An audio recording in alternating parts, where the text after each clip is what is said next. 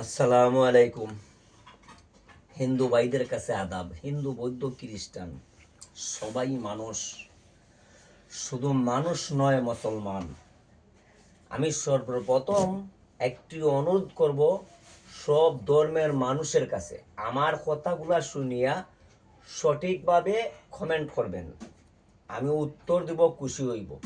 সেই ধর্মের দোহাই, আমি সত্য বলছি না মিথ্যা বলছি, আপনারা কমেন্টের মাধ্যমে আমাকে জানাইবেন। আমি রিপ্লাই, আপনার কমেন্টের রিপ্লাই দিব।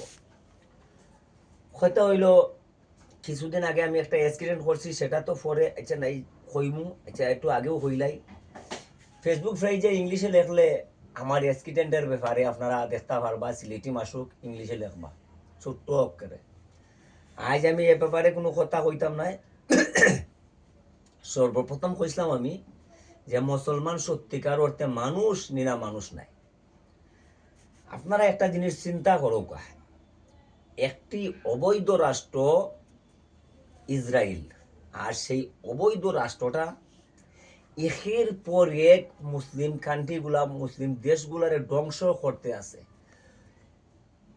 বিশ্বের মুকুটমণি রেসেপ তাইয়েব এরদোগান, উনাকেও সাদ্দামকে কিভাবে হত্যা করা হয়েছে সেটা সে তুলে ধরেছে। এবং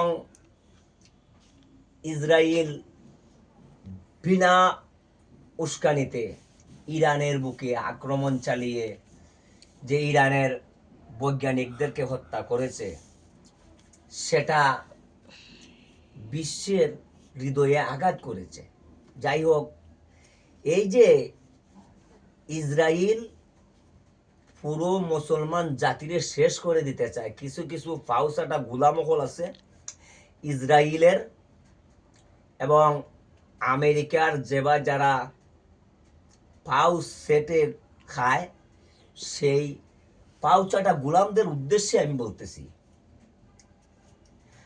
আমার কোনো শত্রু নয় আমেরিকা, আমার কোনো শত্রু নয় ইসরায়েল, কিন্তু বিশ্বের পুরা জাতির শত্রু হয়ে গেছে ইসরায়েল। আর তাদের তাদের যে নেতা ডোনাল্ড ট্রাম্প, উনি ইসরায়েলে পক্ষ নিয়ে যে 2 সপ্তাহ পরে আক্রমণ করবে বলেছিল ইরানের বুকে, কিন্তু তার 2 দিন পরেই ইরানের বুকে আক্রমণ করে যে পারমাণবিক হামলা করেছে,